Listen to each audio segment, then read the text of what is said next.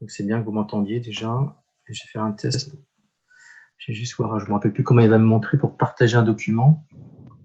Comment je fais? Écran partagé. Voilà. L'animateur est désactivé. Ah non.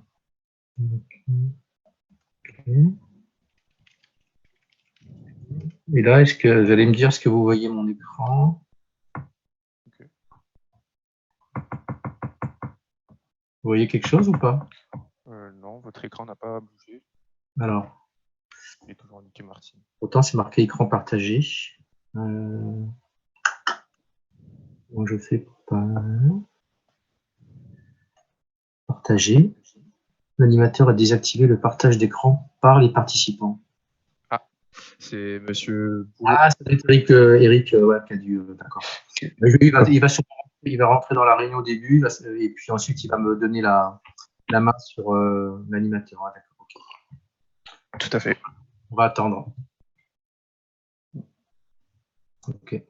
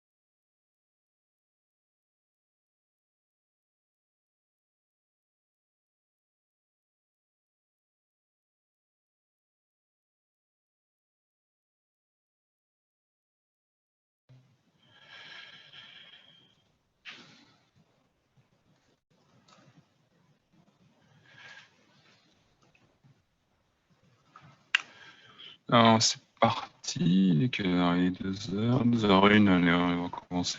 Les gens vont continuer de rentrer tranquillos. Donc, bienvenue pour ce cours de gestion de projet, comme tous les jeudis. Ça faisait longtemps qu'on n'avait pas fait parce qu'il y a eu plusieurs interruptions à cause des rattrapages, etc. Et des vacances. Aujourd'hui, donc, on va accueillir Thierry Sinaud qui va nous parler de CJ, donc, qui va nous parler de gestion de projet et plus particulièrement d'un acronyme qui s'appelle TOAST, je crois, pour l'aspect testing.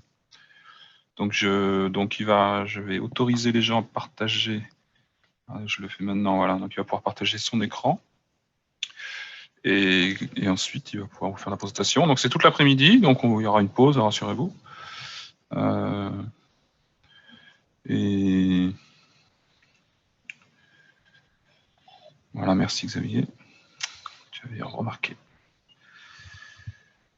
Donc là, théoriquement, vous devez pouvoir faire partager, parce que j'ai autorisé les gens à faire partager un écran. Est-ce que, M. Sinaud, c'est bon? Vous avez réussi à voir le bouton? Ah, vous avez le micro qui est coupé, donc il faudra activer le micro. Ouais. Voilà. Là, est-ce que vous voyez, donc j'ai fait partager écran. Alors, on ne voit pas pour l'instant. Ah, ok, c'est bon. Alors voilà, ça arrive, c'est bon. Là, je fais 5. Voilà, très bien. Je vais mettre en diapo. Ouais. Voilà. Ok, c'est parfait. C'est nickel. Et alors moi, ce que je vais faire, j'ai d'autres rendez-vous, donc je vais vous laisser. Et donc je vais vous donner la main sur. Donc je vais quitter la réunion, mais vous allez devenir animateur, donc il n'y a pas de souci. D'accord, super. Je vous souhaite bon après-midi. Juste pour me rappeler, pour avoir le fil des discussions. Donc vous êtes dans donc là où il y a l'écran partagé, là vous avez en haut, vous avez une petite barre, et donc vous devez avoir plus pour avoir discussion. Donc au niveau du partage, en haut, il y a marqué partager, écran partagé. Et ensuite, vous voyez? Ah oui, écran partagé. Non. Et donc, il y a plusieurs options possibles, mais on ne voit pas la discussion, donc il faut aller dans plus. Partager le son. Non, c'est pas les options. C'est pas les options d'affichage. En fait, ce que vous pouvez faire, vous pouvez arrêter de partager. Après, je ne sais pas si elle réapparaît là. Là, j'ai mis en pause. Non, mais en fait. Et donc, non, il y a une barre d'affichage qui s'est mise. Si vous partagez, je crois. Alors, je sais pas parce que moi, je suis. Nouveau partage, fait. Ça. Non, mais il y a discussion théoriquement quelque part. Je ne sais plus où. Ouais, discussion, c'est bon. Donc, discussion, ça va vous ouvrir une petite fenêtre où il y a le texte. Ok. Et donc là, maintenant, donc voilà, comme ça. Quoi, là? Donc pour les étudiants, en fait, si vous voulez, idéalement, si vous voulez intervenir, vous pouvez le faire soit dans le chat, soit si vraiment vous voulez intervenir, vous pouvez prendre la parole oralement. Il ne faut pas non plus que ce soit le bazar, mais donc ça peut être interactif aussi plus facilement si vous parlez. Ouais, de toute façon, je poserai quelques questions, donc j'espère que ça sera. Ok, d'accord. Okay. Donc après, on verra. Donc là, vous voyez bien. Alors attendez. Là, c'est donc bon. Là, on voit le PowerPoint qui n'est pas lancé en full screen. Et, donc, et là, c'est bon, là? Non, on a que l'autre PowerPoint. On n'a pas le PowerPoint. Ah oui, il est en pause, ok, il faut que je reprenne. Ouais, comme il est en pause, voilà, on va y arriver. Voilà, ça va être bon là. Là, voilà, c'est parfait. Okay, merci super. Xavier, tu es co-animateur, tu es modo de chaîne. Okay. Voilà. Alors, je reviens par mail s'il y a un souci aussi. Okay. Donc, quand je quitte, si jamais il y a un souci, vous pouvez me rappeler. En fait, je suis en autre réunion ailleurs, mais ça devrait être bon là. Ça devrait passer. Ok. Mais merci. Bon après-midi et puis.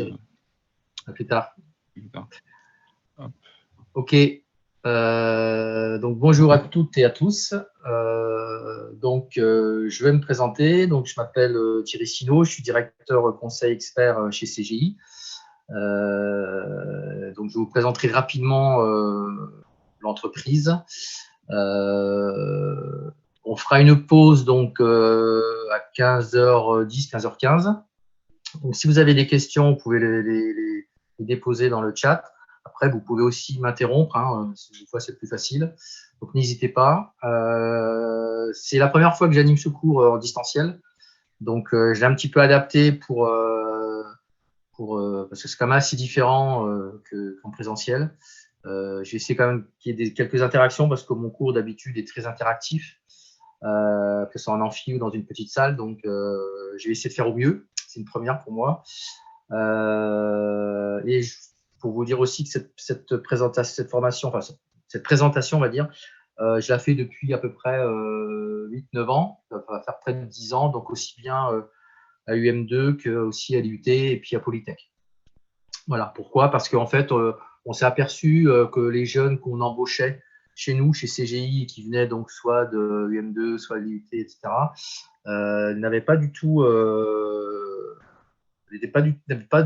n'appréhendaient pas du tout en fait toute la phase de testing dans un projet. Et donc c'est de là qu'est venue l'idée de faire ce cours. Voilà. Donc on terminera à 17h et on fera une pause vers 15h15. D'accord? Alors, pourquoi ça ne définit pas? Voilà. Donc, attendez, j'ai une petite barre qui me gêne là. Hop, voilà. Donc, je démarre toujours par le TOST, hein, thème, objectif, animation, séquence, timing. Donc, l'objet de notre entrevue de cet après-midi, c'est comment manager les tests dans un projet informatique.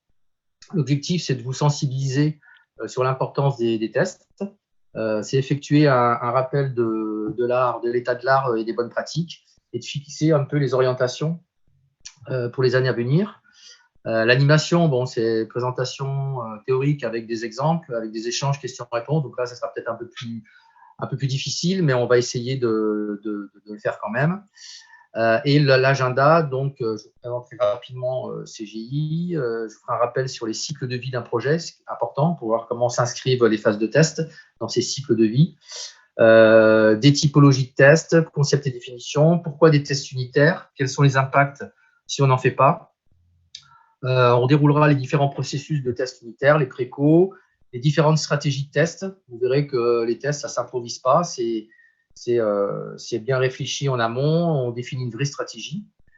Si on a le temps, on fera un petit focus sur le DevOps et puis sur les outils d'automatisation qui existent sur le marché ou via des éditeurs licences ou alors en open source. Voilà.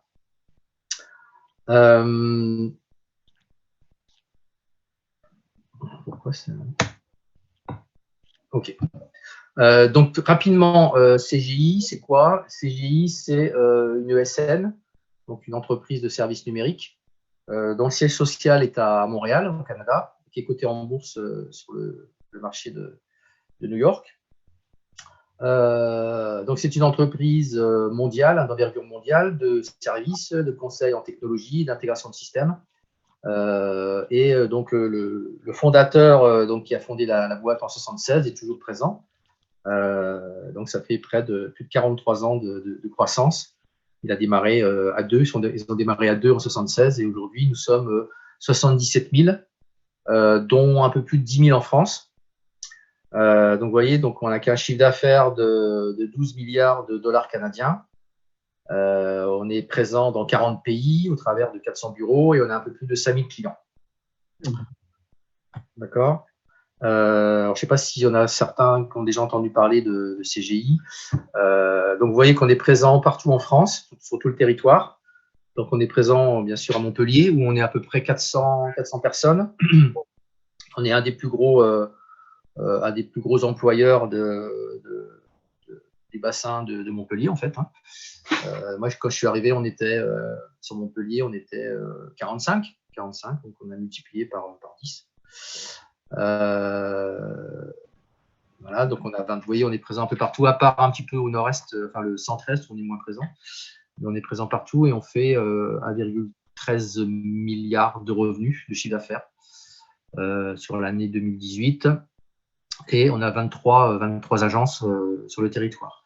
Donc, vous voyez que notre secteur d'activité, on touche un petit peu, alors j'en parle un petit peu après. Donc, on fait, non, je vais revenir là. Donc, en fait, on touche tous les secteurs d'activité, que ce soit les services financiers, les banques, les assurances, l'industrie, le secteur public, les ministère de l'industrie, ministère des finances, etc. Tout ce qui est consommable, retail, telco, énergie utilities. Donc, on couvre tous les secteurs d'activité. Et notre répartition de notre activité, en fait, elle se fait au travers du conseil, donc à peu près 10% de conseil. Le conseil, c'est vraiment des prestations à haute valeur ajoutée. De l'intégration, 32%. Vous voyez, c'est quand même une bonne part de notre activité. Donc, c'est quoi l'intégration? C'est on intègre des solutions éditeurs dans le système d'information des entreprises où on développe une application, une solution spécifique, toujours dans le système d'information de l'entreprise, du client. Et on fait de alors la grosse activité, c'est l'outsourcing. L'outsourcing, c'est ce qu'on appelle aussi TMA, tierce maintenance applicative, c'est-à-dire qu'on reprend tout un parc applicatif d'une entreprise, parce que pour eux, ça les intéresse pas, ça leur coûte cher de maintenir des gens à temps plein pour maintenir leurs applications, pour corriger les bugs, pour faire évoluer les applications. Donc, ils sous-traitent en fait la totalité de leur parc applicatif à CGI. Donc, ça, c'est notre cross activité. OK. Donc là, autre slide, c'est un petit peu pour vous dire les différentes activités. Donc, tout ce qui est business consulting. Donc, ça, c'est vraiment les activités à haute valeur ajoutée. Hein, c'est tout ce qui est en amont d'un projet. C'est-à-dire, on va faire une étude d'opportunité avec le client, on va rédiger un cahier des charges, on va l'accompagner au changement. Donc, c'est des activités qui sont en général bien rémunérées. L'outsourcing, donc c'est ce que je vous ai dit, hein, c'est la maintenance applicative des systèmes d'information de nos clients. Business solution, alors ça, j'en ai pas parlé avant, mais c'est une activité qui est en train de se développer, qui se développe beaucoup aux États-Unis, beaucoup moins en France. C'est en fait, CGI aurait un rôle d'éditeur, c'est-à-dire de développer des applications standards qui pourraient être revendues à nos clients moyennant des royalties, des licences en fait. Donc ça, c'est quelque chose qu'on essaye de développer de plus en plus, parce que y a un investissement au départ, c'est sûr, mais après, c'est des royalties qui tombent. Donc, c'est quand même de la rentabilité assurée.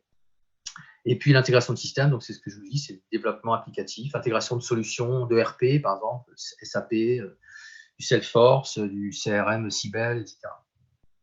Outsourcing, outsourcing, c'est ça, c'est l'entreprise, je sais pas, Orange, qui veut sous-traiter toute la maintenance de ses applications. Ça leur coûte cher de maintenir des gens à maintenir ça. Donc, ils préfèrent garder leurs gens pour faire des évolutions nouvelles ou travailler sur des technologies un peu plus novatrices. Et tout ce qui est un peu back-end, toutes les applications back-office, les donner à CGI. Voilà. OK. N'hésitez pas si ce n'est pas clair. C'est vraiment nos 4 activités, du consulting, haute valeur ajoutée, de la reprise de la maintenance applicative, du développement de solutions, donc ce qu'on appelle les IP, hein, des propriétés intellectuelles, hein, c'est-à-dire que, voilà, et puis intégrer des solutions dans les systèmes d'information, vraiment un rôle d'intégrateur. Donc ça, j'en ai parlé rapidement, hein, voilà, donc, les 9 secteurs d'activité. Ce qu'il faut savoir, c'est que nos clients en France, tous nos clients, c'est le CAC 40. C'est toutes les entreprises du CAC 40. On n'a pas vocation à aller attaquer le middle market, c'est-à-dire le marché PME. C'est pas notre stratégie. Après, bon, de façon opportuniste, on peut travailler avec eux, mais c'est pas notre stratégie. On travaille avec des grands groupes. Voilà, ça c'était la présentation. Alors là, c'est difficile parce qu'en distanciel, c'est compliqué. Mais souvent, je pose la question, est-ce que vous avez déjà fait des stages en entreprise? Est-ce que vous avez rencontré des difficultés particulières, etc. Donc, ça va être difficile d'avoir des retours en live. Mais s'il y a des gens qui ont peut-être déjà fait des stages en informatique et sur voilà, est-ce qu'ils ont rencontré des problèmes, pour être l'occasion d'en parler après si on a un petit peu le temps. OK.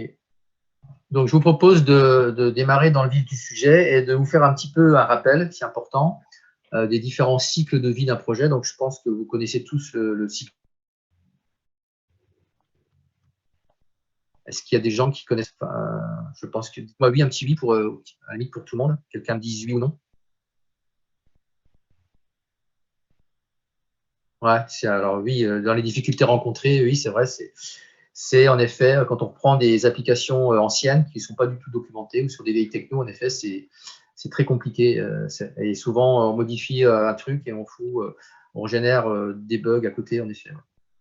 C'est une vraie difficulté, tout à fait. Donc oui, vous connaissez le cycle en V. D'accord. Mais donc, vous voulez pas que j'en parle, c'est ça? Oui, nous avons vu V dans ce module précisément. Le V, on en a parlé. Ok. Je fais un rappel quand même rapide. C'est important. Ok, merci. Donc, le cycle en V, bon, en V parce qu'on représente sous une forme de V, hein, avec une partie maîtrise d'ouvrage, une partie maîtrise d'œuvre. Donc, la maîtrise d'ouvrage, c'est ceux qui expriment leurs besoins. D'accord. En général, c'est ceux qui ont l'argent, c'est eux qui vont financer la mise en place d'un intranet ou la mise en place d'un site e-commerce, par exemple, une entreprise. Donc, c'est eux qui ont l'argent, c'est eux qui décident de faire ça. D'accord. Et la maîtrise d'œuvre, en général, c'est ceux qui vont réaliser la solution, qui vont réaliser le site e-commerce ou l'intranet. Et c'est plutôt donc un service informatique, ce qu'on appelle maintenant l'ASI, hein, le système d'information. Donc, ce sont plutôt des informaticiens côté MOE, et côté MOA, c'est des gens du métier. Donc, si on parle d'une application marketing, de gestion de campagne marketing, on va avoir affaire à la direction marketing. Si c'est une application commerciale, on va avoir affaire à la direction commerciale. Si c'est une application RH, on va avoir affaire à la direction RH. Donc, en fonction du secteur d'activité de l'entreprise, on va avoir en face de nous différentes maîtrises d'ouvrage. Donc, ça, c'est important de bien différencier les deux. Donc, la maîtrise d'ouvrage, elle, qu'est-ce qu'elle va faire? Elle va d'abord faire une étude d'opportunité, c'est-à-dire qu'elle va se poser la question avec cette direction, quel est l'intérêt de développer, de mettre en place une solution e-commerce, parce qu'on s'aperçoit que nos ventes dans les sites locaux géographiques marchent moins bien. Il y a le Covid qui fait que les gens se déplacent plus, donc il est urgent de développer une application e-commerce en ligne pour pouvoir vendre nos produits. Donc c'est ça une étude d'opportunité, c'est voir l'intérêt de développer une application informatique, oui ou non. Si l'étude d'opportunité s'avère positive, donc on continue. Donc la maîtrise d'ouvrage va rédiger un cahier des charges ou ce qu'on appelle l'expression du besoin. Et là, il va vraiment exprimer son besoin en décrivant tous les usages qui correspondent au produit fini tel qu'il peut l'imaginer. Donc là, on va répondre à la question que veut-on et à quel coût. D'accord. Donc il va bien tout lister, toutes ces exigences vont être décrites dans le cahier des charges. D'accord. Et ensuite, ce cahier des charges va passer à la maîtrise d'œuvre, qui, elle, à partir de là, va rédiger les spécifications fonctionnelles. D'accord. Donc ça, c'est quoi? C'est le cahier des charges exact du produit final, tel que le désire le client. Et ça doit couvrir l'intégralité des cas d'utilisation du produit en expliquant ce qu'il doit faire et non pas comment il va le faire. D'accord. Là, on se pose la question, qu'est-ce que je dois faire, mais pas comment je vais le faire. Comment je vais le faire, ça sera après. D'accord. Ensuite, à partir des specs fonctionnels, on va rédiger les specs détaillés. D'accord. Donc là, c'est une traduction d'explications fonctionnelles, mais en termes techniques. D'accord. Donc c'est lors de l'élaboration des specs techniques qu'on va choisir les technologies à mettre en œuvre pour développer le produit. D'accord. Et on va concevoir l'architecture logicielle du produit. Ensuite, on aura la phase de développement. Donc là, c'est la phase de réalisation. On va coder dans un langage particulier choisi. D'accord. Et ensuite, on va faire les tests unitaires. Donc, ces tests, ils interviennent à un niveau atomique. Hein, c'est-à-dire que chaque brique logicielle qui a été modélisée et codée durant les étapes précédentes, voilà, les tests unitaires on va s'assurer que ces briques respectent bien de manière individuelle leur cahier des charges. Ensuite, on va revoir tout ça en détail. Hein. Ensuite, on va passer au test d'intégration. Et ensuite, on va repasser la main à la maîtrise d'ouvrage qui, elle, va faire sa recette, va recéter l'application qu'elle a demandée. Et puis, si tout est OK, on va déployer l'application. Donc, soit si c'est un site e-commerce, on va ouvrir les tuyaux, on va faire un go live, c'est-à-dire on va dire OK, ça y est, on va le mettre en ligne, c'est-à-dire que la terre entière pourra y accéder. Si c'est une application de gestion interne dans une entreprise, on va la déployer. Au début, on va la déployer sur quelques utilisateurs pour la tester. Puis ensuite, si c'est bon, on va la déployer à l'ensemble du personnel. Voilà. Et donc, nous, notre focus cet après-midi, c'est de se focaliser sur la patate jaune, hein, donc sur la phase de test unitaire, test d'intégration et recette. OK? Donc ça, c'est quelque chose que vous connaissez, mais bien différencier, c'est important de bien différencier la maîtrise d'ouvrage et la maîtrise d'œuvre. C'est essentiel dans la vie d'un projet parce qu'il y aura beaucoup d'interactions entre les deux parties. Donc là, je vous ai représenté la même chose, mais avec des documents qu'on va rédiger à chaque phase. Donc, je l'ai représenté de la même manière. J'ai changé les termes. Hein. Exigence du client en haut à gauche. Ensuite, fonctionnel, général détaillé. Dossier de technique général, dossier de technique détaillé, développement, etc. Et vous voyez qu'à chaque phase, on va rédiger un livrable. On va rédiger le dossier de test de recette lorsqu'on va traiter les exigences du client. D'accord ? Ensuite, quand on va être sur le dossier fonctionnel général, on va rédiger les dossiers des tests fonctionnels. Quand on va rédiger les specs techniques, on va rédiger les dossiers de test d'intégration. Et quand on sera sur les techniques, specs techniques détaillés, on rédigera le dossier de test unitaire. Donc, vous voyez que chaque fois, à chaque étape, on rédige un document qui, lui, va servir sur la partie de droite. Lorsqu'on va être en test unitaire, on va prendre le dossier de test et on va le jouer. On va dérouler les scénarios de test. Quand on est en test d'intégration ou test d'assemblage, on va récupérer les dossiers de test d'intégration qu'on avait rédigés à l'époque et on va les dérouler, etc. Et on remonte la chaîne de valeur. D'accord ? Voilà. Donc ça, ce slide-là, c'est pour bien vous expliquer qu'à chaque étape, on produit quelque chose qui va servir par la suite. D'accord ? Ça va? S'il y a des questions, je suis preneur. Alors, ce cycle en V, il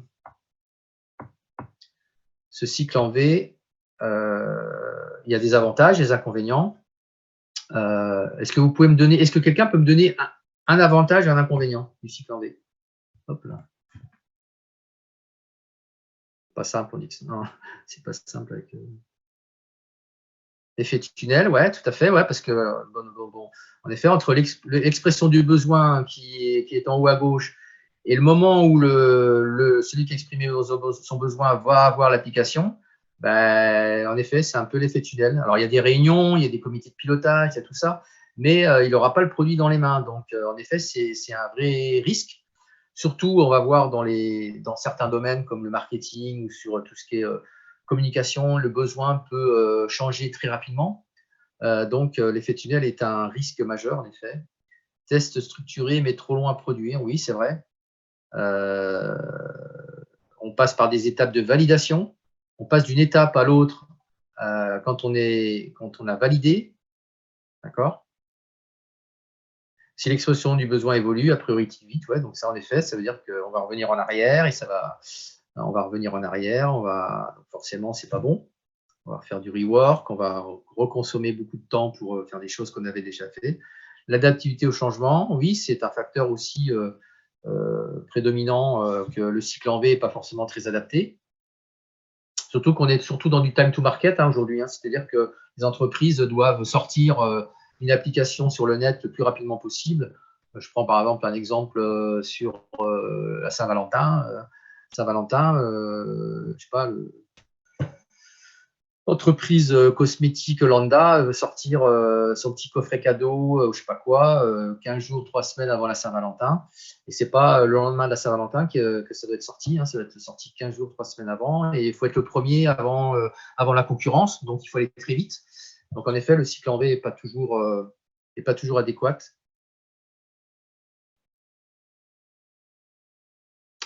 La bonne chose dans ce modèle, c'est que l'écriture du dossier de test est faite indépendamment de la techno. Oui, tout à fait. Oui, puisqu'on le fait on fait des dossiers à chaque étape. Et on verra que les recettes qu'on fait à droite, sur la partie droite, c'est des recettes clients, ça n'a rien à voir avec une recette de test unitaire, quoi. Hein, on n'est pas. Donc, on a bien des livrables, des documents qui sont bien différenciants les uns des autres, qui sont bien adaptés à la population qui va tester. Test unitaire, ça va être des développeurs. Hein.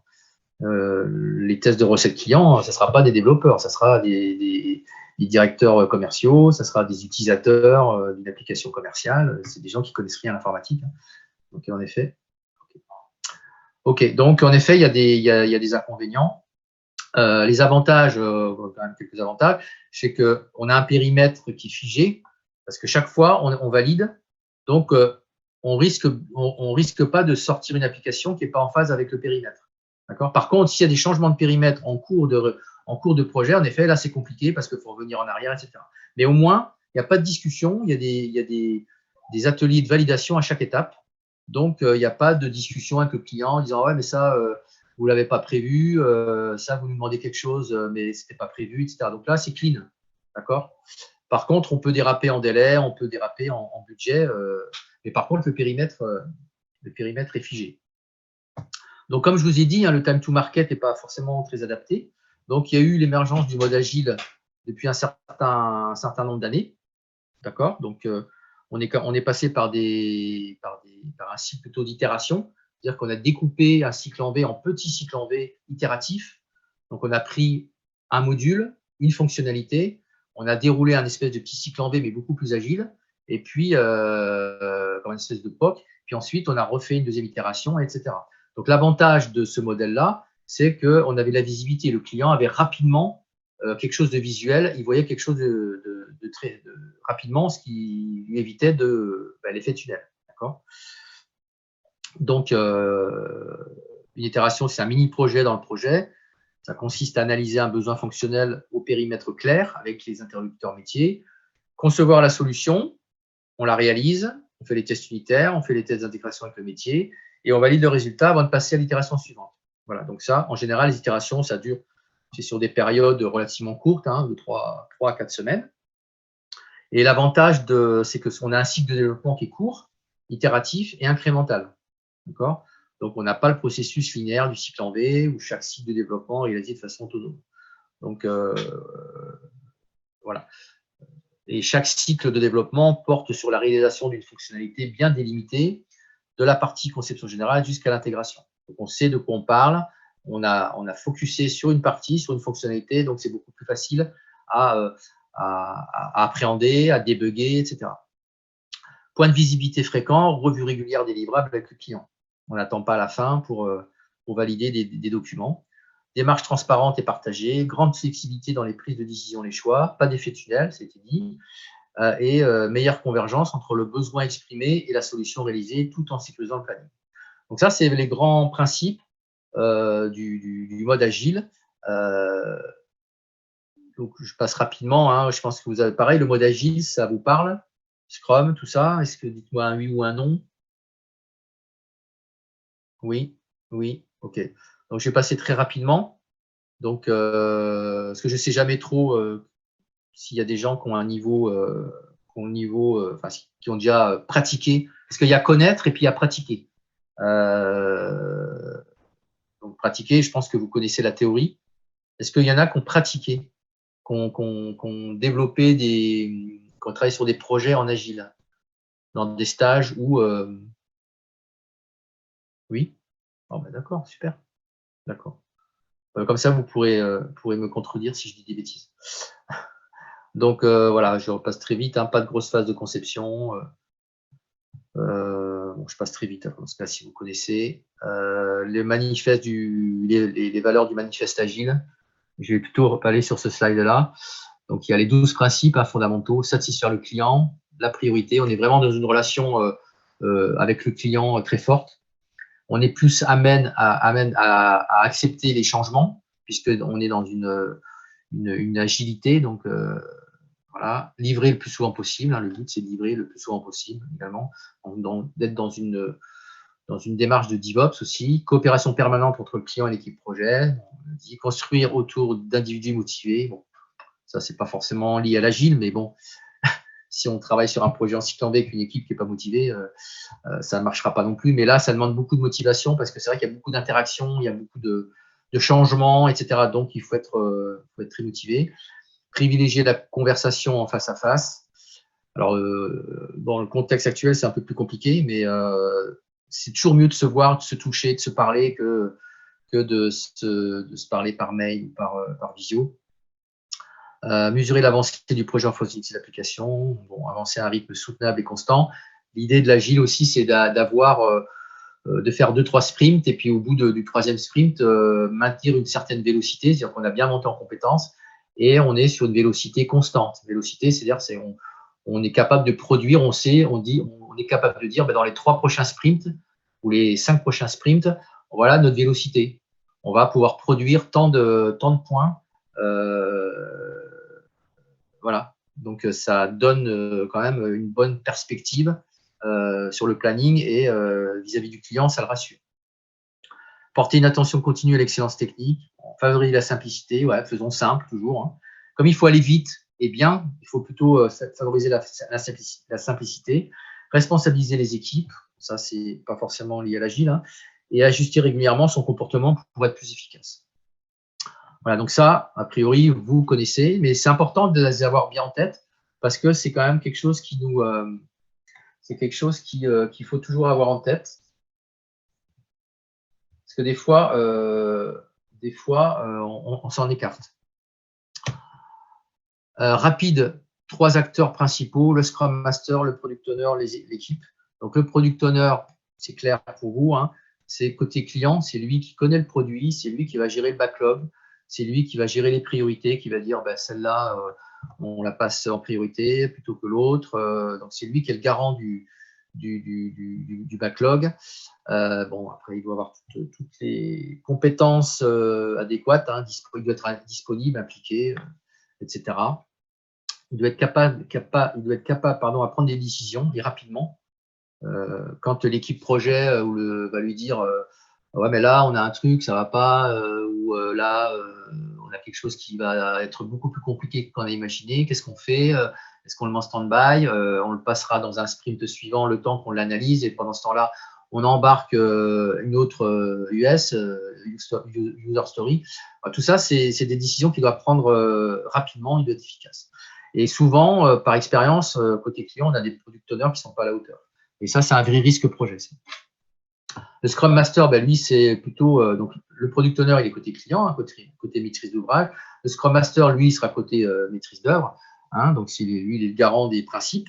Il s'assure que le projet s'inscrit bien dans la méthode Scrum Agile, avec des daily meetings, des rétrospectives, etc. On va voir rapidement. Voilà.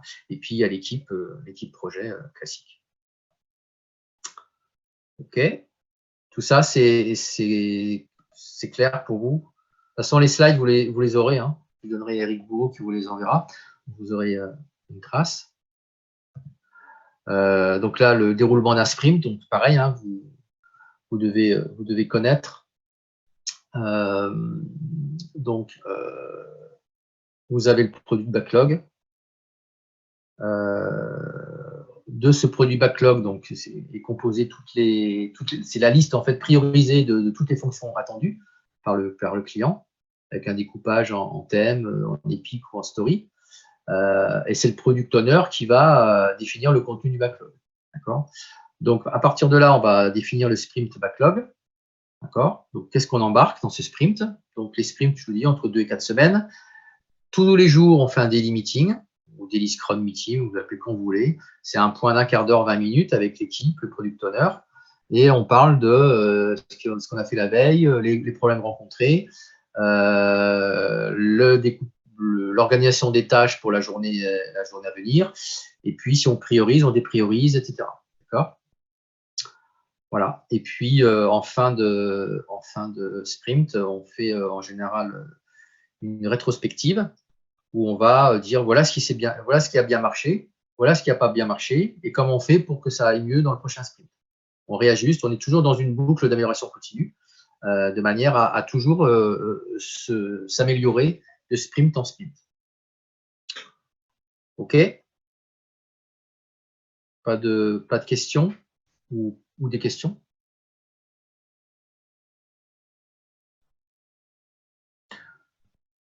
Ce que je peux vous dire, c'est qu'aujourd'hui, tous les appels d'offres qu'on reçoit, donc les appels d'offres d'entreprise auxquels on répond pour essayer de gagner les projets et puis de les réaliser. On va dire 80%, ils parlent d'agile, mais parce que c'est le mot à la mode, hein, depuis 5-6 ans, ou presque 10 ans maintenant, c'est le mot à la mode, mais ils ne sont pas du tout agiles. Donc, voilà, c'est dans le cahier des charges, ils parlent d'agile. Mais en fait, quand on creuse, ils n'ont pas de product owner, ils n'ont pas du tout. Donc, en fait, on les accompagne. Souvent, ce qu'on fait, c'est qu'on vend une prestation en plus pour les accompagner au changement. Ça fait partie de la transformation digitale, hein, tout ce passage de méthodologie de projet un peu classique vers vraiment de l'agile pour que les projets soient un succès. Sinon, c'est un échec. Si on a un product owner qui ne sait pas décider, qui ne sait pas prendre des décisions, qui sait pas, on peut pas, ça ne marche pas. Donc, il y en a beaucoup, tout le monde parle d'agile, mais souvent, voilà, ils mettent agile, mais ils ne sont pas du tout agiles. Donc, il faut faire très attention quand on répond à des appels d'offres. C'est pour ça qu'on met beaucoup de prérequis. On se couvre bien de bien être sûr qu'ils sont capables de faire de l'agile. Sinon, très souvent, alors très souvent non, parfois on démarre en espèce de mode agile, on voit que ça ne marche pas et on revient sur un cycle tombé. Ça arrive, hein, ça arrive. Voilà, bon là je passe très rapidement, c'est la différence. Alors, juste 2 petites secondes, je reviens.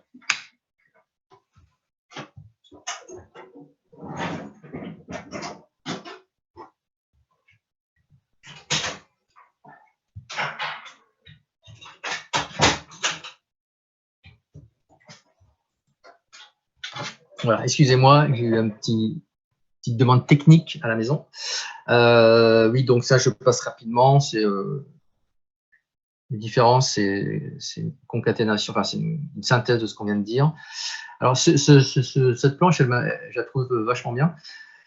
C'est pour bien différencier l'agile et le cycle en V. Vous voyez, aussi en cycle en V, on est sur un périmètre qui est figé.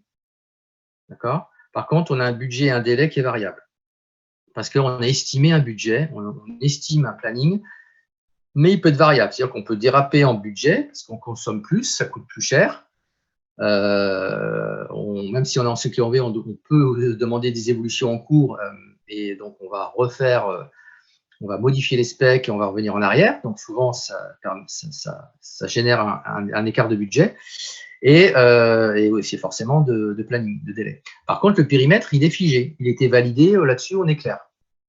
À l'inverse, l'agile, c'est l'inverse. On a un budget et un délai qui est fixe, c'est-à-dire que le client dit, voilà, moi, pour n'importe quoi, pour 1 million d'euros, je veux un MVP. Un MVP, c'est un minimum viable product, c'est-à-dire une fonctionnalité qui a un sens au niveau métier, qu'on va pouvoir mettre en production. Je veux donc pour 1 million, je veux ça, et je veux qu'il soit mis en production pour telle date. Donc ça, c'est figé, ça ne bouge pas. Par contre, on va regarder ce qu'on peut embarquer par rapport à ce budget, par rapport à ce délai. Donc, le périmètre, lui, peut être variable. D'accord? Ça, c'est important parce que quand vous allez plus tard travailler, l'engagement de la maîtrise d'œuvre, l'engagement de la maîtrise d'œuvre vis-à-vis de la maîtrise d'ouvrage, donc du fournisseur vis-à-vis du client, sera quand même très différent selon si vous travaillez en mode cycle en V ou en mode agile. En mode agile, on ne peut pas s'engager sur un périmètre figé en sachant que le périmètre il va être variable, il peut être variable. Donc, il faut faire très attention en termes d'engagement. On va s'engager sur un budget, sur un délai, mais il ne faut surtout pas s'engager sur un périmètre. Parce que le périmètre à l'instant T, 0, ne sera pas forcément le même à l'instant T plus 2 ou plus 1. Parce que justement, il y aura eu des choses qui auront changé, on aura embarqué quelque chose, on aura enlevé, etc. C'est de l'agilité. Hein. L'agilité, c'est ça, c'est être capable de changer sans arrêt les choses. Alors, ça peut être perturbant un petit peu, hein, mais voilà. Donc ça, il me paraissait intéressant ce slide. Voilà. Donc là, j'en ai fini pour la première partie. C'est important de bien avoir ça en tête. Alors, les différentes phases de test. Je regarde l'heure en même temps. Les différentes phases de test. Donc, tout à l'heure, on a vu dans la patate jaune, il y avait test unitaire, test d'intégration et recette. Est-ce que ces trois notions vous sont familières ou pas? Ou vous avez entendu parler de test unitaire, de recette, mais pas d'intégration. Vous avez entendu parler de test d'intégration, mais pas de recette. Les deux premiers, unitaire, intégration, tous. Voilà. D'accord. Donc, à partir du moment où tout le monde n'a pas dit tous, ça vaut le coup d'en parler. Je connais premier aussi, d'accord. Oui, deux premiers aussi, d'accord. Ok, donc un petit rappel, les tests unitaires, c'est quoi? On élimine les erreurs de programmation. C'est-à-dire que l'objectif, c'est de détecter des écarts entre les spécifications détaillées d'un composant et ce qu'il fait effectivement pris unitairement. D'accord? Donc là, on va parler sur... Alors après, vous allez me dire que c'est quoi un composant? On va voir après, un composant, c'est une page HTML, par exemple. D'accord? C'est un écran de saisie. Vous allez saisir le compte client, le libellé qui va s'afficher, son adresse de livraison, etc. etc. Voilà. Ça, c'est un composant. On va tester de manière unitairement la page HTML. Les tests d'intégration, on va éliminer les erreurs d'enchaînement. D'accord? Là, l'objectif, c'est de détecter les écarts entre les spécifications de la demande du projet. Donc là, on n'est plus sur un composant, on est sur une demande, on est sur une dimension un peu plus large, d'accord, ou même d'un projet, et ce qui fait effectivement avec la partie applicative concernée. Donc, on parle aussi de recettes internes ou parfois d'homologation. Vous entendrez parler d'homologation, recettes internes. Donc là, on est toujours dans la maîtrise d'ouvrage, maîtrise d'œuvre, pardon, la MOE. C'est la dernière phase, on va dire, avant de livrer le paquet à la maîtrise d'ouvrage, à votre client, pour que lui il teste. Et donc, la troisième phase, c'est la recette client, c'est ce qu'on appelle la validation de tout ce qu'on a fait. Et là, on va éliminer les erreurs fonctionnelles. L'objectif est de détecter les défauts de l'application d'un point de vue utilisateur. Là, on va avoir des utilisateurs qui vont tester, qui vont faire la validation recette. Donc, eux, ils n'en ont rien à faire d'algorithme, etc. Eux, je prends un exemple, le directeur commercial de Carrefour, de France, on va dire, ou le directeur commercial France, donc il chapeaute toutes les succursales de France et de Navarre. Tous les matins, quand il allume son poste de travail, il veut avoir la carte de la France avec des petits soleils ou des petits nuages ou des gros orages qui stipulent que les ventes de la veille ont été bonnes ou pas bonnes. Voilà, lui, c'est ça. Lui, il va tester, il veut avoir, quand il allume son écran, le premier truc qu'il a, il saisit son identifiant, son mot de passe, et hop, il va avoir ça. Donc, lui, il va tester ça. Il va tester qu'il a bien la carte de la France. Il ne va pas regarder tiens, à Montpellier, il y a un beau ciel bleu ou un beau soleil, et il va cliquer dessus, il va avoir les détails des chiffres. Oui, il va y aller, mais sans regarder le contenu. Il va bien vérifier que tout ça, ça fonctionne. Mais voilà, lui, c'est ça qu'il va faire. D'accord? Voilà. Donc, j'essaie de vous présenter ça sous une autre manière. C'est pour, je pense que vous le savez, mais c'est une manière aussi de le présenter. C'est pas toujours évident. J'ai présenté ça dans une patate. Vous avez les tests unitaires. On va prendre en compte les données d'entrée. On va aller vérifier si le composant il a bien été mis à jour. Enfin, le composant a bien mis à jour telle donnée dans la base de données. On va regarder nos environnements, s'ils sont bons, etc. Et on va regarder le résultat.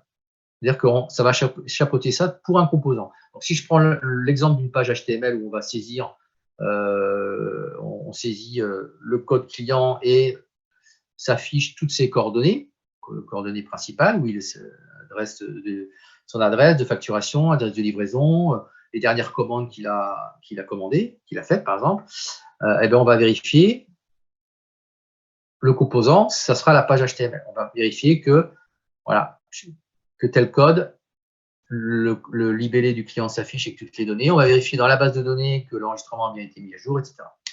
Mais sur un composant de façon unitaire. Les tests d'intégration, là, on ne raisonne plus au niveau composant, on va raisonner au niveau enchaînement. D'accord? Si je saisis mon code client avec les données, machin, etc., et ensuite, je tape sur l'onglet suivant ou étape suivante, je renseigne une nouvelle commande, Et ensuite, je fais valider, j'enchaîne sur une page suivante qui fait la récap de ma commande et qui envoie un mail au client pour lui dire vous avez commandé tel truc. Et bien, on va tester l'enchaînement de tous ces trucs-là, de tous ces composants, de toute cette page HTML. D'accord? Et on se fout de savoir si les données ont été mises à jour dans la base de données, puisqu'on les a testées de manière unitaire chacun. D'accord? Et la recette, ben là, on va tester une entrée et une sortie. C'est-à-dire que, comme je vous disais tout à l'heure, le directeur commercial France, voilà, lui, il veut juste s'assurer que tous les matins, il a sa carte de la France avec sa météo, qui correspond aux ventes réalisées la veille dans les différentes succursales du territoire. Donc là, c'est vraiment une vue complètement métier. D'accord? Est-ce que cette présentation, enfin, c'est pas toujours facile, hein, c'est peut-être un peu théorique, mais voilà, c'est comme ça que moi, par mon expérience, voilà, sous forme de schéma, des fois, c'est plus intéressant de comprendre. Alors, il y a différentes natures de tests et il y a plusieurs approches. Donc là, si on prend une approche globale, on a deux typologies de tests, de nature de tests, on a une approche globale. On a des tests de fonctionnement, où là, on a pour but de valider le bon fonctionnement des composants ou des parties applicatives concernées. Donc là, on va juste s'assurer que ça fonctionne bien. Pardon, que ça fonctionne bien. Ou que ça ne fonctionne pas bien. Parce que le but des tests, c'est de trouver des erreurs. D'accord? Si vous testez et que votre testeur vous dit ah ben moi j'ai trouvé 0 bug, c'est bizarre.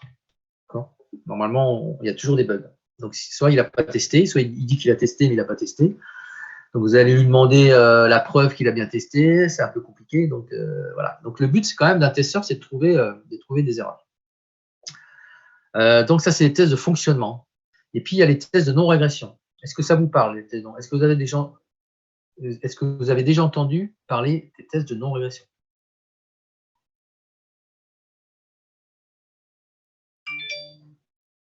Non, ça ne m'étonne pas.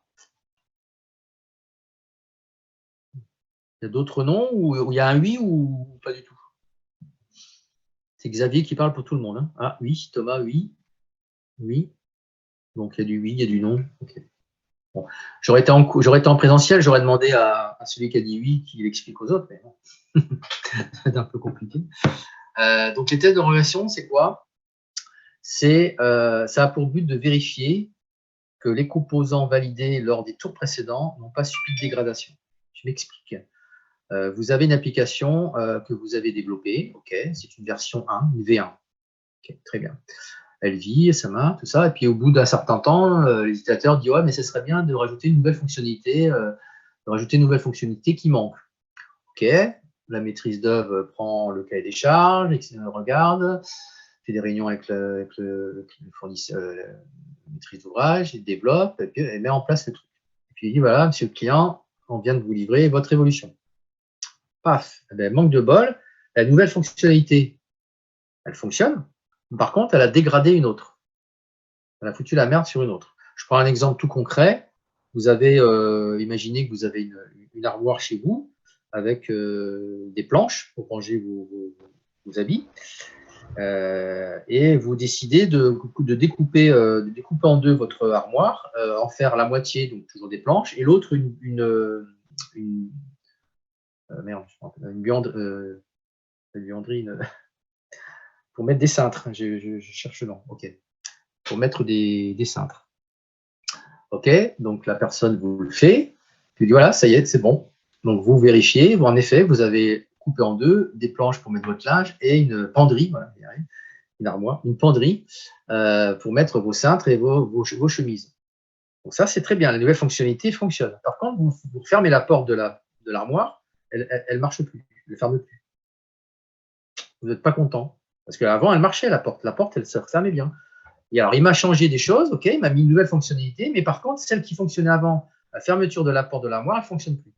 Et ça, je peux vous dire que c'est très mal vu. La maîtrise d'ouvrage, elle ne supporte pas ce genre de choses.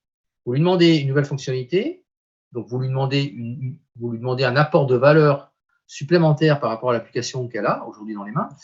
Vous lui faites, mais vous lui régénérez une autre merde. Vous lui générez autre chose qui ne va pas, qui marchait très bien avant. Donc ça, c'est quelque chose qu'il faut bannir. C'est un premier truc dont vous devez vous rappeler depuis le début du cours, c'est ça. Les tests de non-régression, c'est obligatoire. Surtout quand vous êtes sur des versionnings d'applications, vous faites évoluer régulièrement une application, parce qu'une application, elle est toujours amenée à vivre. Hein.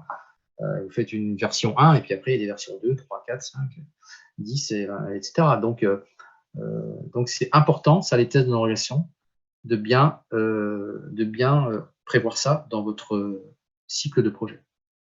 Donc, deux approches, une approche globale, test de fonctionnement, test de non-régression. D'accord ? On peut avoir une approche beaucoup plus détaillée. Donc, on parle de tests métiers ou fonctionnels, où on appelle ça des boîtes noires, des tests structurels, boîtes blanches, tests d'ergonomie, d'interface, de performance, de volumétrie, de robustesse. Vous voyez, il y a pas mal de trucs. Les deux premiers, on les verra après. Là, d'habitude, c'est assez interactif.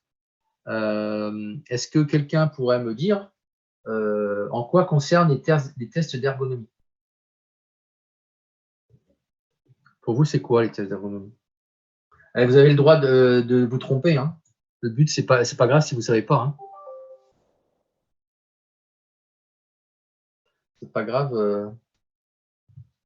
Utilisation intuitive. Ouais, on n'est pas loin, mais c'est pas que ça. C'est pas que ça.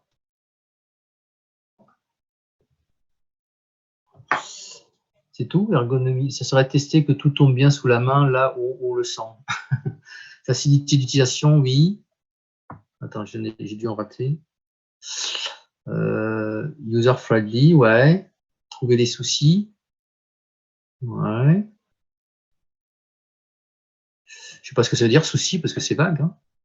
Mais user-friendly, ouais. Ergonomie, ouais. Enfin, c'est ergonomie, ça ne dit pas ce que c'est, mais vérifier que de confort, de sécurité, d'efficacité, ouais. Enfin, surtout maximum de confort, sécurité, ça dépend de ce qu'on appelle sécurité, efficacité, utiliser les soucis liés à l'expérience utilisateur, oui. Oui. Ouais, je pense que vous avez globalement répondu à la question. Ouais, c'est améliorer l'interaction machine. C'est facilité d'utilisation, d'apprentissage des produits, tous les produits interactifs. D'accord? Donc, on prend en considération les caractéristiques physiologiques, perceptives, cognitives des utilisateurs potentiels. D'accord? Donc, il y a un point que vous n'avez pas mis, c'est aussi d'être bien en conformité par rapport à la charte graphique que l'entreprise, la maîtrise d'ouvrage aura demandé. Alors, des fois, la maîtrise d'ouvrage demande en effet d'appliquer telle charte graphique parce que toute entreprise, sur tous ses moyens de communication, ont en général une charte graphique et qui veulent maintenir cette charte graphique sur toutes les applications net, hein, tout ce qui est sur Internet ou intranet, normal. Il y a des entreprises qui ont des chartes graphiques avec des couleurs très pastel, très reposantes, avec des écrans pas trop chargés. Et puis, il y a des entreprises comme Cdiscount, par exemple, pour laquelle j'ai travaillé, qui ont des sites très agressifs avec des moins 50%, des gros trucs dans tous les sens, très agressifs. Mais c'est voilà. Donc, quand vous allez sur des sites plutôt de tout ce qui est des crédits à consommation, par exemple, des boîtes comme Socotec, non pas Socotec, Socogfi, Sogema ou des trucs comme ça. Toutes les boîtes de crédit là, de consommation, vous verrez, c'est souvent des couleurs très pastel, très reposantes, qui ne sont pas du tout agressives, au contraire. Voilà, donc tout ça, c'est les tests ergonomiques. Donc, vous voyez que quand on livre un projet, on fait ce genre de test. Test d'interface. À votre avis, c'est quoi?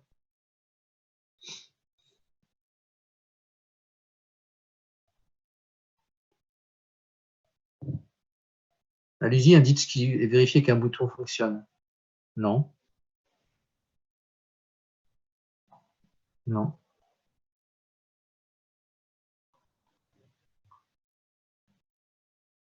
Vérifier qu'un bouton fonctionne, c'est un test unitaire. On va vérifier en effet que c'est en rapport avec l'IHM. Non, pas forcément.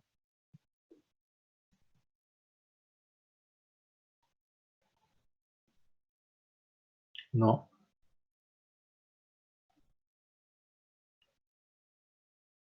Vérifier que l'interface est simple. Oui, mais qu'est-ce qu'on appelle le test d'interface? Est simple d'utilisation et cohérente avec ce que l'on souhaite. Vérifier que chaque élément est dans la bonne place. Non. Oui, mais c'est pas forcément juste que dans les tests d'interface. Pour vous, c'est quoi? Qu'entendez-vous par interface? API, vous avez entendu parler des API? Ce terme-là? Oui. Ok. Ça vous parle plus, les API, tout ce qui est. D'accord. Donc, voilà. Donc, en fait, vous voulez, comme je vous ai dit tout à l'heure, je remets dans le contexte général, dans une entreprise, vous avez des directions. Direction commerciale, direction RH, direction financière, direction comptable, production, si c'est une boîte qui produit des articles, etc., etc. Marketing, communication. Ces directions-là, elles ont des applications. D'accord? Et tout ça, ça s'appelle le système d'information d'une entreprise. Mais vous comprenez bien que chaque application est en interconnexion avec d'autres applications. Quand un ouvrier travaille sur une machine-outil, travaille sur n'importe quoi, hein, quelqu'un qui travaille, pour mettre un truc un peu plus à la mode, quelqu'un qui travaille dans un market, Carrefour Market, qui récupère les commandes et qui remplit les caddies et qui va les livrer sur le parking. Donc le mec, à la fin de la journée, il a fait des heures, il a peut-être fait des heures supplémentaires. Donc tout ça, ça va être comptabilisé dans la partie paye, enfin dans la partie production, dans l'échelle de production, pour savoir qu'est-ce qui était produit dans la journée. Derrière, il y a des heures travaillées, et les heures de travail, à un moment donné, elles vont être injectées dans le logiciel de paye pour que derrière, il y ait le bulletin de paye. Donc, tout est interconnecté. Quand vous faites un bon de commande, à un moment donné, la commande, elle va se traduire par un ordre de fabrication, si on est sur un produit qui est fabriqué, et non pas uniquement de la vente sur étagère. Il va y avoir un ordre de travail qui va partir dans le logiciel de production. D'accord? Donc, tout ça, tout est interconnecté. Tous les logiciels sont interconnectés. Toutes les applications sont interconnectées entre elles. Donc, les tests d'interface, quand vous modifiez une application A ou X, pardon, à un moment donné, l'application X, elle va injecter des données dans l'application Y ou éventuellement, elle va en recevoir. Donc, il va falloir tester ça. D'accord? Alors, l'inconvénient, c'est que quand on est en phase de développement, on n'a pas forcément tout l'environnement cible en ligne. On n'a pas l'environnement de production. Hein, on a un environnement de développement, on a un environnement de test, un environnement de recette, et puis après, quand la recette est validée, on met en production. Donc là, on est sur les ordinateurs ou sur le cloud de production. Vous comprenez bien que quand vous faites vos tests, vous n'avez pas tout ça en ligne. Vous n'avez pas toutes les données clients, vous n'avez pas les milliards de teradonnées des lignes de facturation de Orange ou de SFR en ligne pour faire vos tests. Vous allez avoir un extract de quelques données. D'accord? Et vous n'allez pas avoir toutes les applications interconnectées entre elles. Vous n'allez pas avoir tout le SI. Vous n'allez pas dupliquer tout le SI dans votre environnement de dev. Donc, vous allez faire des tests bouchons. C'est-à-dire que quand à un moment donné, l'application A doit envoyer des données vers l'application B, vous allez mettre un point d'arrêt et puis vous allez vérifier que les données que vous allez injecter, elles sont bonnes. Que dans les deux premières positions, on a le code client. Ensuite, on a le, je sais pas, n'importe quoi, le code pays, etc. Voilà. Donc on va faire des tests d'interface, ce qu'on appelle des web services. D'accord? Donc, quand c'est connecté, ça va, on va pouvoir être sur l'application A, aller sur l'application B pour voir si ce qu'on a injecté de A vers B fonctionne bien. Mais si on n'a pas l'application B en ligne, on va faire des tests bouchons. D'accord? Donc, c'est ça les tests d'interface. Connexion entre applications. D'accord? Voilà, c'est ça, communication en différentes parties du projet API. Les tests de performance.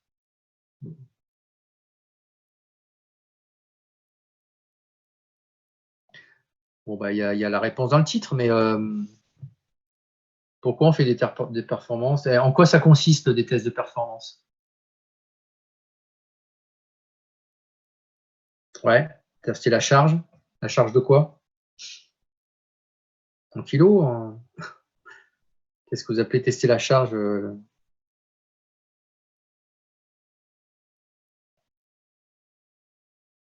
Ouais, par exemple, ouais. Tout à fait.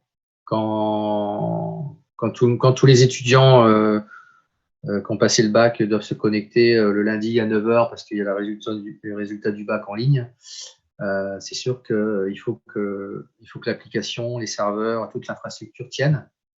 Et il faut qu'on puisse avoir un certain nombre de connexions simultanées qui ne dégradent pas le système. Donc, en effet, on va faire des simulations d'un nombre important de connexions simultanées pour voir comment répond l'application en termes de temps de réponse. Donc, ça, c'est hyper important. Une application qui n'a pas fait, surtout une application sur le net, tout ce qui est e-commerce, c'est important parce que vous savez, on est tous pareils, hein, quand on va sur un site e-commerce et que ça rame, vous zappez, hein, vous allez sur autre chose, hein, vous allez sur un autre site ou dans n'importe quoi. Quand vous naviguez sur le net, on ne supporte pas l'affichage d'une page d'accueil de plus de 2 secondes, quoi. Moi, je suis le premier, hein, je zappe, quoi, je passe sur autre chose. Donc, c'est hyper important. Une application peut être complètement à l'ouest si les temps de réponse ne sont pas bons. Complètement. Voilà. Nombre de requêtes, temps de calcul raisonnable, oui, tout à fait. Qu'est-ce qu'on a d'autre? Les tests de volumétrie. Alors, juste, j'ai une petite anecdote, mais bon, j'aime bien là, c'est juste une petite parenthèse, j'aime bien là. Quand j'étais jeune, j'ai travaillé sur des développements de Minitel. C'était du développement en télétexte. C'est mes premières années d'informatique. Et à l'époque, j'étais dans la région Champagne-Ardenne et on devait développer une application pour les vendangeurs, pas pour les responsables de vendange, pas pour les vignerons, on va y arriver, où ils amenaient leur Minitel dans les champs et ils saisissaient le nombre de paniers que les vendangeurs ramenaient. Et à la fin de la journée, c'était en fonction de ce qu'ils avaient ramené, ils étaient payés au rendement, hein, ils avaient leur paye. Donc, je ne sais pas si vous avez tous vu à Minitel, c'est des touches qui sont relativement petites et espacées les unes à côté des autres, hein, beaucoup plus qu'un clavier normal. Et on avait fait une super belle application et l'application elle était complètement fusée. Enfin, en fait, elle a été foutue à la poubelle. Alors qu'on avait fait un truc sympa, hein. Bon, c'est du télétexte, hein. C'était pas par rapport à maintenant, c'est rien à voir. Mais l'application elle était complètement fusée. Bon, je vous demande pas pourquoi, parce qu'on ne va pas perdre de temps, mais tout simplement parce qu'en fait, on n'a pas pensé que les vignerons, ce sont des agriculteurs, enfin, c'est des paysans, c'est des gens qui travaillent la terre, qui ont des gros doigts. Et en fait, quand ils appuyaient sur une touche, ils appuyaient sur 2 touches en même temps. Ce qui fait qu'ils plantaient sans arrêt l'application, ça buguait, enfin, ça bloquait l'écran, etc. Donc voilà, à l'époque, on ne faisait pas de tests, alors c'est des tests de performance, enfin, c'était plutôt des tests de robustesse. J'ai une bêtise, hein, je suis un petit peu avancé, c'était des tests de robustesse. C'est-à-dire qu'on a stressé l'application, mais on ne l'a pas fait, quoi. On n'a pas testé ce genre de choses. Et voilà. C'était une petite erreur, mais en fait, je me suis trompé, c'est plutôt sur la robustesse. Je crois qu'en Big Data, la volumétrie consiste à tester si le SGBD arrive à traiter le volume de données entrant et sortant. Oui, oui. Oui, Big Data, c'est voilà, on manipule un nombre très très important de données, hein, puisqu'on est sur tous les canaux de communication, hein, que ce soit le mail, les différents réseaux sociaux, etc. Donc, en effet, les tests de performance sont primordiaux. Les tests de volumétrie aussi. Alors, les tests de volumétrie, il y a quand même un point qui est important. Je regarde l'heure. C'est bon. 15h05. Les tests de volumétrie, c'est pareil, hein, quand vous êtes dans votre environnement de développement ou votre environnement de test, vous n'avez pas forcément les données telles qu'elles vont. Vous n'allez pas avoir la base de données, le même volume de base de données qu'en réel. Donc, quand vous allez faire des requêtes SQL, ben, quand vous allez tester dans votre demande dev ou test, vous allez trouver que c'est bon, le temps de réponse est bon, etc. Mais vous n'êtes pas dans la volumétrie cible. Et quand vous allez être en production, en réel, là, vous allez vous apercevoir que votre requête SQL, elle a été mal taillée, elle a été mal faite, et qu'il va falloir l'optimiser. Donc, on a des outils de réplication de données qui vont permettre en fait de tester des temps de réponse avec un volume de données qui est proche de la vraie vie, d'accord, pour vérifier vos requêtes SQL si elles sont bien faites. Donc tout ça, c'est des choses qu'il faut faire. Si on ne le fait pas, le projet peut complètement être mis à la poubelle, quoi. Test de robustesse, ben, j'en ai un petit peu parlé. Hein, on va stresser l'application. Alors on va la stresser de différentes manières. On va appuyer sur 2 touches en même temps. On va couper, on va couper le courant au serveur. On va le mettre en panne. On va voir comment l'application comment elle fonctionne, comment elle réagit. Est-ce qu'on va récupérer ce qu'on avait saisi? Est-ce qu'il y a un système de journalisation? Est-ce que les données que j'avais commencé à saisir, en fait, je les ai perdues? Je dois les ressaisir, etc. D'accord? Tout ça, c'est des tests qu'il faut faire. Voilà. Test de sécurité. Ça, c'est très, très à la mode. Hein. On en parle beaucoup. Donc, il y a 2 niveaux de sécurité. Il y a tout ce qui est sécurité applicative, vérifier que dans notre code, on n'a pas des failles de sécurité. Donc, il y a des normes OWASP, je ne sais pas si vous connaissez, OWASP. Oui, des tests d'intrusion, voilà, c'est ce qu'on appelle des pain tests. Hein. On va faire des simulations d'intrusion pour détecter des failles de sécurité. Alors, c'est assez intéressant de voir que le plus grand nombre de failles, enfin, le plus grand nombre d'intrusions, en fait, sont faites par les propres employés de leur entreprise. C'est-à-dire que ça veut dire que, alors, comment je peux vous dire ça? Nous, on développe à Montpellier, enfin pas qu'à Montpellier, mais on développe ce qu'on appelle des SOC. C'est des centres de monitoring de serveurs où en fait, on a des écrans, il y a 5-6 écrans, des grands écrans qui sont accrochés au mur. Et on voit sur les différents serveurs des petites lumières qui s'allument qui correspondent à des intrusions. Et c'est impressionnant le nombre d'intrusions qu'il peut y avoir dans une journée. Et on s'aperçoit que toutes les intrusions sont faites par les propres utilisateurs. Ce n'est pas des trucs qui viennent de l'extérieur, c'est des intrusions qui viennent des propres employés. Donc ça veut dire quoi? Ça veut dire que les applications de l'entreprise, il y a plein de failles de sécurité. Il y a plein de failles. Les applications sont mal développées. D'accord? Sans parler de ce qui pourrait venir de l'extérieur. Mais bon, après, on a d'autres systèmes pour les extérieurs, mais voilà, donc ça c'est quand même intéressant de le savoir. Donc ça se développe beaucoup, hein, des prestations de ce type-là, des prestations de cybersécurité. Mais il faut bien voir que la plupart des intrusions sont faites par les propres employés. Ils ne viennent pas forcément de l'extérieur. J'ai cru comprendre qu'il y avait eu des. Alors je crois que c'est sur UM2.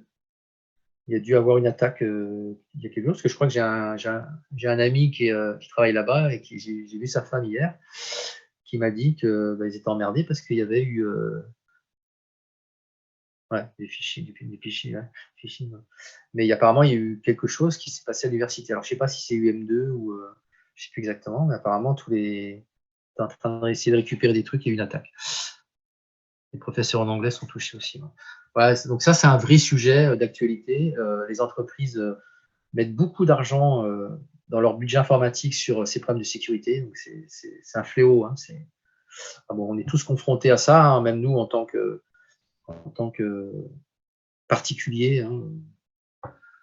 Et puis avec tout ce qui est RGPD, tout ça. Donc, les tests de sécurité ont pris une importance considérable dans un projet informatique. Considérable. Moi qui ai connu un petit peu l'évolution de l'informatique, ça fait quand même 30 ans que je travaille, on n'en parlait pas il y a 20 ans. Hein. Franchement, on n'en parlait pas. Quoi. On n'en parlait pas du tout. Et pas du tout. Voilà. Alors, l'autre partie de ce qu'on appelle dans la test de sécurité, c'est tout ce qui est habilitation. Ça, par contre, il y a 30 ans, on en parlait. C'est une application, on va donner des fonctionnalités à certaines personnes. Le directeur commercial, il va avoir accès à consulter toutes les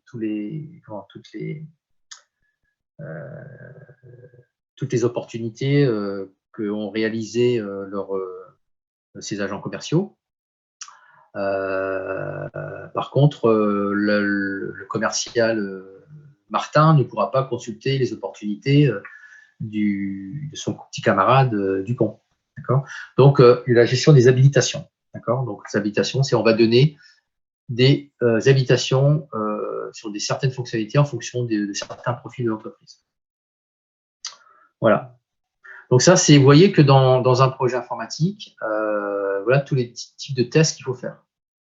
Et si on n'en fait pas, si on oublie il y en a qui sont incontournables et d'autres qui peuvent être plus ou moins mis en place. 15h10, 15h11. Ce que je vous propose, c'est de faire une petite pause de un quart d'heure. Je ne sais pas, c'est quoi un quart d'heure que vous faites d'habitude? Vous allez me dire une demi-heure, non? Un quart d'heure, c'est bon? Tout à fait. Tout à fait quoi? Une demi-heure? C'est 15 minutes, hein, c'est ça? 15 minutes? C'est bien 30. Ouais. Allez, on va faire 20 minutes. On fait une pause de 20 minutes, on reprend à 30. Ça fait 18 minutes. On reprend à 15h30. OK? À moins que vous ayez des questions. Sinon, vous pouvez les préparer 15h30. Je vais rester en ligne. De toute façon, je reste en ligne. Je coupe le micro. Si j'arrive à revoir le truc, voilà, je coupe le micro et voilà, on se retrouve à 15h30.